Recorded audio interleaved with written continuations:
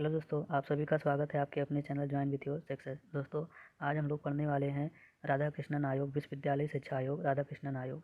दोस्तों, राधा कृष्णन जी ने विश्वविद्यालय शिक्षा पर सबसे पहले इन्होंने ही बल दिया और सबसे अधिक कार्य किए, इसलिए विश्वविद्यालय शिक्षा आयोग राधा कृष्णन आयोग के नाम से जाना जाता है। दोस्तों, आप सभी को पता है कि शिक्षक दिवस राधा कृष्णन जी के जन्मदिन को ही मनाया जाता है।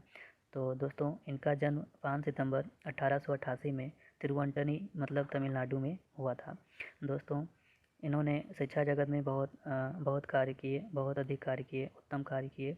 और दोस्तों, इनको 1954 में भारत रत्न से सम्मानित किया गया था। दोस्तों, आपको पता है कि राधा कृष्णन जी जो है भारत के प्रथम उपराष्ट्रपति 13 मई 1952 को हुए और इनका कार्यकाल 12 मई 1962 तक रहा। इसके बाद दोस्तों, ये भारत के द्वितीय जो है राष्ट्रपति भी हुए। और जिस समय भारत के ये द्वितीय राष्ट्रपति हुए, उस समय जो है वो उपराष्ट्रपति डॉक्टर जाकिर हुसैन जी थे।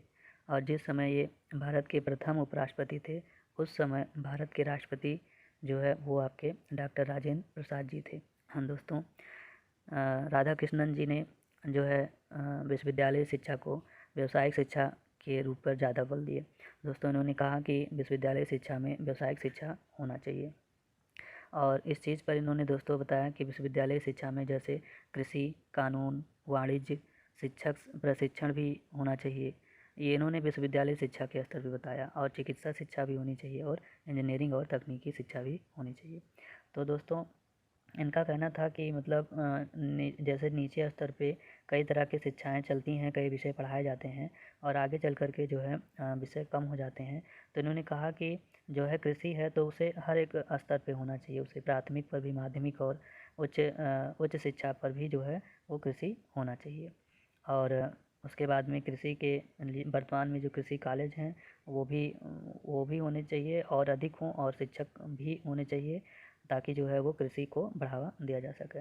और उसके बाद कानून के लिए भी उन्होंने कहा कि जो है कानून के लिए भी जो है वो नियमित रूप से क्लास चलना चाहिए, शिक्षण शिक्षण संस्थाएं मतलब हों कानून के लिए भी, और उसमें भी निश्चित रूप से एक जो है कक्षाएं एक चलनी चाहिए। वाणिज्य में कहा उन्होंने कि वाणिज्य में क्या होगा कि जो है बच्चे अगर कार्य करने के लिए अगर वो सीख लेंगे तो वाणिज्य में तो वो जो है दुकान में या दफ्तर में कहीं भी कार्य करके और जो है वो अपनी जीविका या एक जो है अच्छे जीवन का यापन कर सकते हैं। और यहाँ पे उन्होंने कहा वाणिज्य के लिए भी यानी कॉमर्स के लिए भी जो है वो आपका उच्च स्तर तक, स्नातक तक जो है और इसके उच्च स्तर तक जो है शिक्षक और जो है संस्थाएं भी हों, स्कूल भी हों, अलग कॉलेज हों उसका, ताकि उस पर जो है बच्चे उस पर उच्च शिक्षा ले सकें उस क्षेत्र में।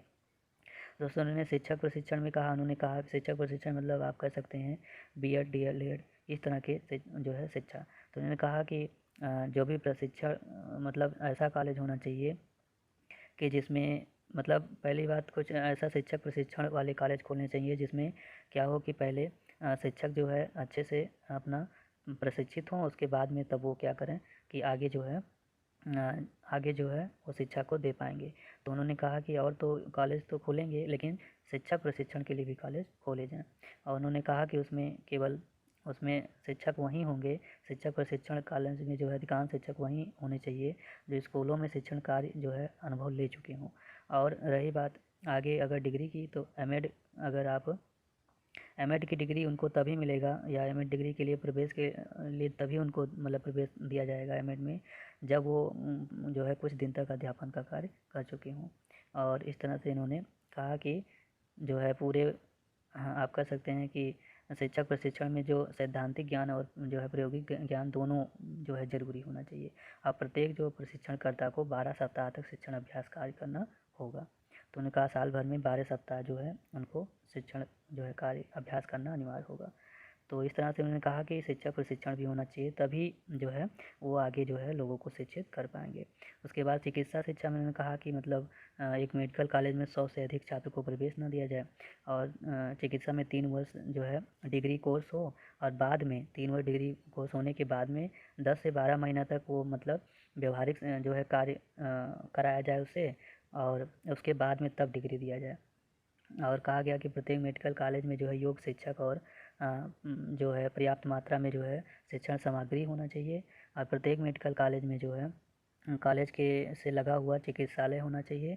और जो भी बच्चे पढ़ने वाले हैं, अध्ययन करने वाले छात्र हैं मेडिकल के, चिकित्सा के, उनके पास जो है 10 रोगी होना चाहिए।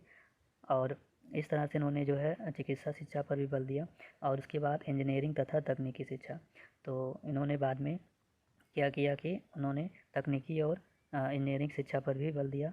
इस पर भी उन्होंने कहा कि इसका भी पाठ्यक्रम होना चाहिए और तकनीकी कॉलेज का और इंजीनियरिंग कॉलेज भी खोले जाने चाहिए, जिससे जो है तकनीकी और जो है टेक्निकल ज्ञान आगे जो है बांटा जा सके, दिया जा सके। तो इस प्रकार से विश्वविद्यालय शिक्षा आने से उच्च स्तर के शिक्षा में सुधार हुआ राधाकृष्णन के संस्तुतियों के द्वारा।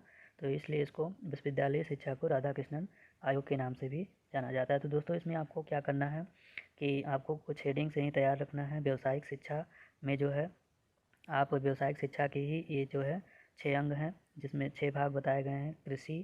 कृषि हुआ, कानून हुआ, वाणिज्य हुआ, कृषि, कानून, वाणिज्य और शिक्षक प्रशिक्षण और चिकित्सा शिक्षा और जो है इंजीनियरिंग एवं तकनीक शिक्षा। तो दोस्तों इस प्रकार से आपका आज विश्वविद्यालय शिक्षा आयोग, राधाकृष्णन आयोग को आपने पढ़ा। दोस्तों अगर आपको वीडियो अच्छा लगा हो, अगर आपको हमारे द्वारा बताई गई चीज़ें समझ में आई हो, तो आप चैनल को ज़रूर सब्सक्राइब करें।